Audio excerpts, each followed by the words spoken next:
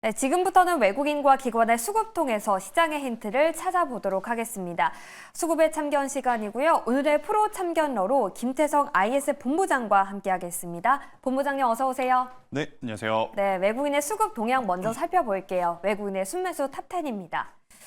자, 오늘도 삼성전자를 매수하고 있는데 그럼에도 불구하고 삼성전자는 보합 흐름 보이고 있고요. 원전 기업들 뜨겁죠. 대장주 두산 에너빌리티와 함께 방산 기업에 대한 매수대도 지속되고 있습니다. 자, 그리고 리가켄 바이오 기업도 있고 전력과 함께 화장품 기업도 담아가는 모습인데요. 자, 이 중에서 오늘 가장 뜨거웠던 섹터 볼게요. 원전이 아니고 저는 전력을 꼽아봤습니다. LS 일렉트릭, 최근에 전력 기업들 조정을 받았었는데 눌림목이 아직까지는 위치해 있는 것 같아 보이거든요. 신규 진입, 눌림목 매수 가능할까요?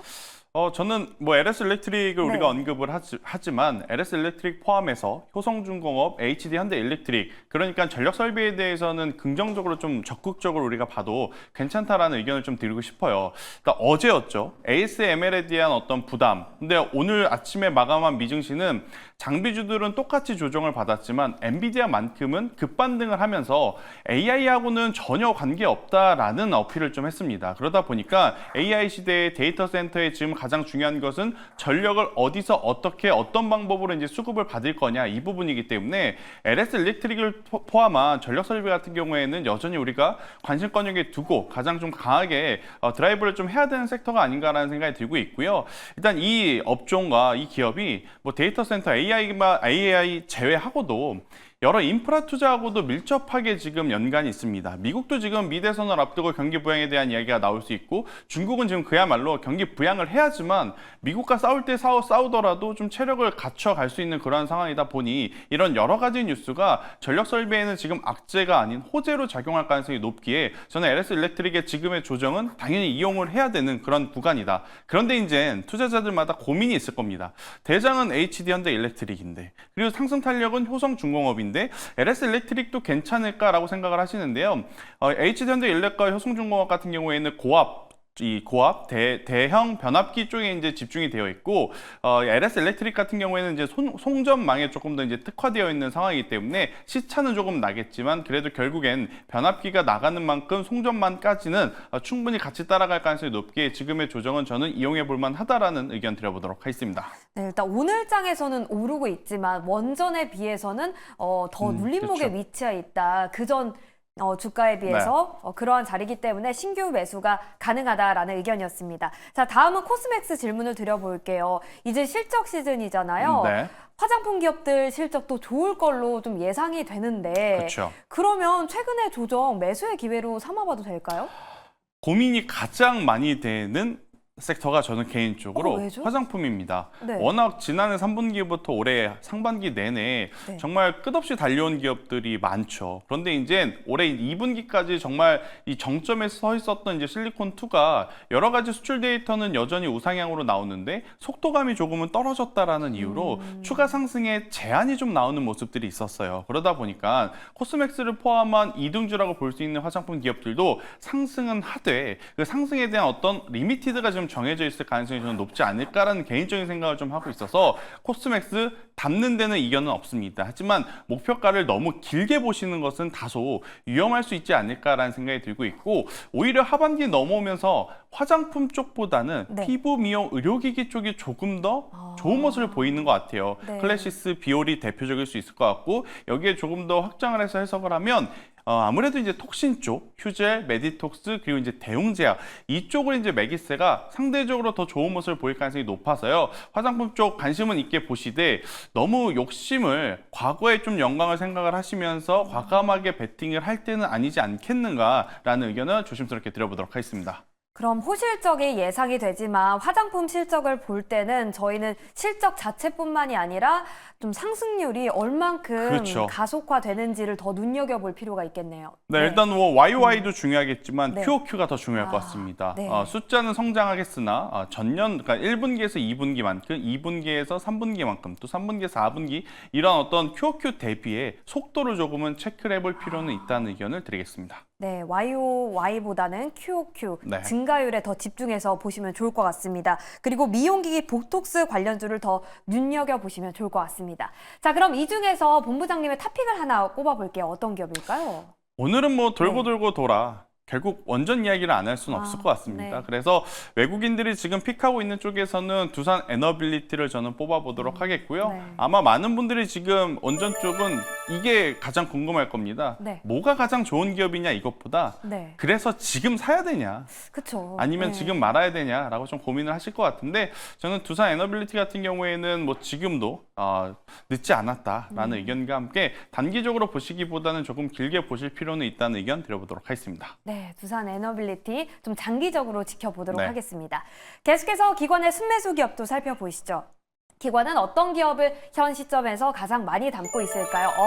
두산 에너빌리티에 가장 많이 담고 있습니다. 그런데 외국인과 좀 다르게 좀 원전 기업을 더 많이 사는 느낌이에요. 그쵸. BHI도 있고 한전기술도 있고 SK하이닉스도 오늘 담아갑니다. LIG 넥스원 신고가 기록했는데요. 잠시 후에 투자 전략 여쭤보도록 하고요. 2차 전지 기업들도 꽤 많이 담고 있는 모습입니다. 포스코퓨처, LG에너지솔루션, KB금융까지 담고 있는데 자, 이 중에서 KB금융 여쭤보도록 할게요.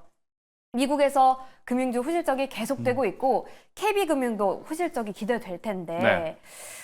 KB금융 지금 담아도 됩니까?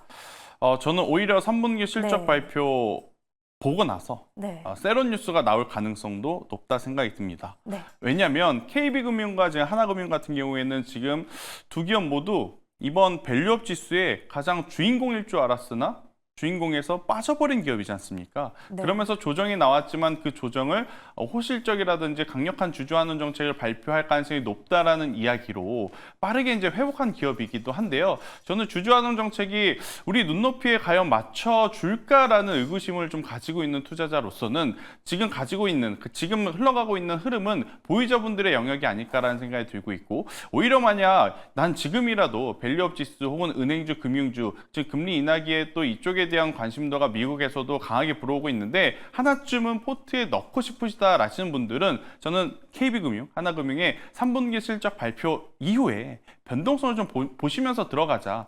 만약에 실적 발표를 했는데 세론 뉴스를 통해서 조정이 나오게 되면 그때는 그 조정을 역이용해 볼 필요는 있다 생각이 들고 있고요. 대신에 만약 좋은 이야기가 나오면서 추가 시세가 붙는다면 저는 따라붙는 매매는 오히려 위험할 수도 있다라는 의견 한번 드려보면서 저는 KB금융, 하나금융지주 이쪽 같은 경우에는 조정이 나왔을 때를 이용하는 매매 전략이 더 좋지 않겠나라는 의견 드리겠습니다. 네, 실적 발표를 앞두고 새로운 매물에 유의하자, 주의하자라고 말씀을 해주셨습니다. 자, 다음으로 계속해서 52주 신고가를 기록하고 있는 방산, 그중에서도 LIG 넥스원 보겠습니다. 보유하신 분들은 언제 이익을 실현해야 할지 행복하게 고민을 하고 계실 것 같은데요. 매도 타이밍 언제쯤으로 보세요? 참 이게 네. 수급이 끊길 듯 하면서도 여전히 이어지고 있고 네. 지수 대비 아웃퍼폼을 너무나 지금 잘해주고 있는 상황이기 때문에 이 방산주도 같은 경우에는 사놓고 있으면 우리가 흔히 돈이 복사된다라는 이야기를 좀 많이 하는 섹터이긴 합니다. 하지만 이제 현재 구간에서 이제는 조금씩 어떻게 보면 상승 탄력도 거래량들이 좀 줄어들고 있어요. 거래량이 줄어든다라는 것은 좋긴 좋으나 지금 이쪽에 대한 가격적인 부담을 안고 있는 투자자분들이 많은 그런 순간이기도 하기 때문에 저는 현대 로템 같은 경우에는 지금 가격대보다도 종가 기준으로 음봉 캔들이 발생한 날 일부 비중을 좀 줄이시는 게 맞고 오늘처럼 시세가 나온다라고 하면 미리 겁먹을 필요는 없을 것 같아요. 일단 지금 방산 같은 경우에는 뭐 뉴스 테마로도 좋지만 워낙 지금 실적에 대한 기대감이 높기 때문에 조금은 더 보셔도 괜찮다. 대신에 종가 기준으로 캔들이 음봉인 날 파란색의 캔들이 형성이 된 날에는 일정 부분 비중을 줄여가시는 게 좋을 것 같고요. 또 그날의 수급을 놓고 봤을 때 최근에 가장 많이 담은 기관의 주체가 매도를 한다면 우리 개인 투자자분들도 기관과 외국인의 어떤 방향성처럼 비중을 줄이시는 게 맞지 않을까라는 의견 드려보도록 하겠습니다. 네, 추가 상승 여력은 아직도 남아 있습니다만 종가 기준 음봉 캔들이 나온다면 그때 이익을 부분적으로 실현하시는 방법도 하나의 방법이 될 것 같습니다. 자, 그럼 이 중에서도 본부장님의 탑픽 하나 꼽아볼게요. 저는 오늘 기관에서도 네. 원전 쪽을 좀 이야기 이야기 드리고 싶어서 그럼 BHI랑 BHI. 한정 기술, BHI. 네, BHI를 좀 가지고 나왔습니다. 네. 사실 이제 워낙 뭐 두산 에너빌리티에 대한 이야기는 많이 들으셨을 것 같아서 네. 저는 이제 두산 에너빌리티를 제외한 종목군들 중에 메이저 주체가 지금 관심을 가지고 있다면 네. 확실한 이유가 있다라고 좀 설명드릴 수 있을 것 같아요. 네. 그래서 매력이 뭐예요? 저는 두산 에너빌리티보다는 BHI를 좀 말씀드리고 싶고 네. 일단 BHI는 크게 두 가지 포인트가 있습니다. 아. 일단 첫 번째 수주 잔고가 굉장히 높아요. 지금 이 BHI가 이뤄내고 있는 시총 대비 수주 잔고는 2.8배, 그러니까 3배 정도의 수주 잔고가 지금 쌓여 있습니다. 그렇다면 지금 BHI가 받은 수주 잔고만 잘 쳐낸다 했었을 때 올라갈 수 있는 여력 자체가 워낙 크게 열려 있다. 이렇게 좀 보시면 될 것 같고요. 특히 이제 BHI 같은 경우에는 두산 에너빌리티의 체코 공장, 네. 이게 두산 스코다 파워라고 이제 불리우는데 이 두산 스코다 파워에도 부품을 납품을 할 수 있는 지금 상황이에요. 지금 여러 가지 원전에 대한 이야기들이 많이 나오고 있죠. 대형 원전이냐, 소형 원전이냐. 대형 원전 쪽에서도 소형 원전 쪽에서도 모두 대응할 수 있는 또 기술력을 가지고 있는 기업이 바로 이제 BHI이기 때문에 여러분들이 원전 쪽에 여러 지금 종목군들이 움직이고 있지만 BHI라고 하는 기업에 관심을 좀 가져볼 수 있는 그런 명분이 있다라는 의견 드리겠습니다. 네, 실적이 너무 기대가 되네요. BHI. 자, 그렇다면 외국인 대 기관, 기관 대 외국인 대 옥석을 가려보도록 하겠습니다. 자, 원전의 대장주 두산 에너빌리티 최근에 외국인과 기관이 모두 그렇죠. 집중해서 매수를 하고 있고 BHI는 제가 찾아보니까 시총이 3천억 원대로 좀 낮더라고요. 맞아요. 그런데 실적이 기대된다고 합니다. 네. 기관이 집중 매수하고 있고요. 자, 본부장님의 선택은요? 여기서 여러분들이 오해를 안 하셨으면 좋겠습니다. 네. 두 기업 중에 더 좋은 기업을 찾은 게 아니라 네. 두 기업들 중에 개인 투자자 입장에서 합리적으로 좀 선택할 수 있는 기업이 뭐냐라고 이제 고민을 해보면 저는 BHI의 손을 오늘은 한번 들어보도록 하겠습니다. 수익성 측면에서 네, 보신 수익성 거죠? 측면에 대해서도 있고요. 앞서 이제 앵커님이 굉장히 중요한 이야기를 해주셨어요. 시가총액이 3천억 내외거든요. 네. 그런데 이들이 받은 수주 잔고가 8천억이 넘습니다. 오. 그러니까 당연히 그 수주 잔고에 대한 해결만 된다면 BHI의 시가총액은 올라가는 것이고 시총의 증가는 주가의 상승을 의미하기 때문에 어떻게 보면 두산 에너빌리티보다 조금은 부담을 덜한 그러한 상황이다라고 좀 보시면 될 것 같아서 두산 에너빌리티보다 저 친구는 BHI가 좋은 기업이라고 생각하냐 이게 아니라 네. 두산 에너빌리티도 좋지만 BHI의 어떤 상승 모멘텀, 트리거가 될 만한 이슈가 조금 더 강력하다라고 이야기를 드려보도록 하겠습니다. 네, BHI 가격 전략 한번 제시해 네, 주시죠. 현재 구간에서 대량 거래량이 터졌기 때문에 참 쫓아가야 되나 말아야 되나 고민 많으실 겁니다. 지금 현재 구간에서 약 15% 정도의 갭상승을 한 상태이기 때문에 하지만 저는 지금도 괜찮다 생각이 들고 있고요.